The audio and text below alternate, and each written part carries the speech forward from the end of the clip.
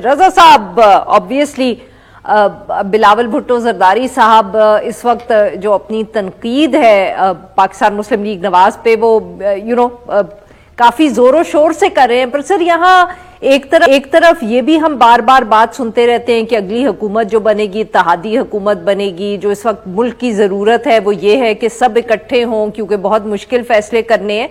तो सर आपको लगता है कि इतनी तनकीद करने के बाद बिलावल भुट्टो जरदारी साहब जो हैं वो एक दफे फिर पाकिस्तान मुस्लिम लीग नवाज के साथ एक हुकूमत में इत्तेहाद कर सकते हैं? देखिए आरिफा, वाकया यूं है कि बिलावल भी अभी आप जिक्र कर रही थी उनकी कैंपेन का। देखिए वो भी इलेक्शन लड़ रहे हैं। अब इलेक्शन में तो उनको जाहिर बात है कि एक अपने जो हरीफ हैं उनको उन पे तनकीद भी करनी है, अपने आप को बेहतर साबित भी करना है। ये तकाजा है इस कैंपेन का।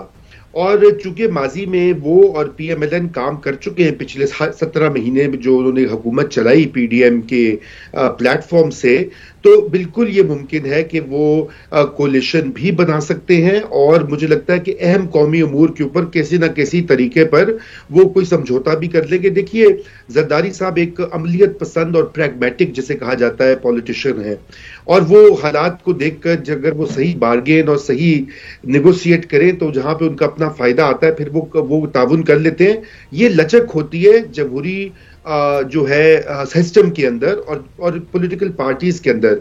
अनफॉर्चुनेटली जो तीसरी हमारी बड़ी पार्टी है पाकिस्तान तहरीक इंसाफ, उनके लीडर में वो लचक नहीं थी और यही वजह है कि आज वो मुश्किल में हैं। और न सिर्फ कि वो कैंपेन से बाहर हैं, उनके सीनियर रहनुमा बाहर हैं, बल्कि अब उनकी पार्टी जो है वो भी as a party election symbol enjoy नहीं कर रही।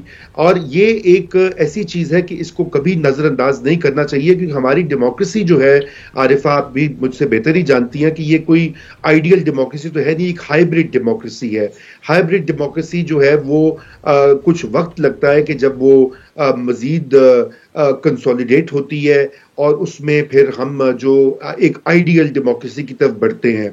तो अभी जो निजाम है हाइब्रिड, उसमें तो ये कोलिशंस बनेंगी और ऐन मुमकिन है कि बन सकती हैं। जी।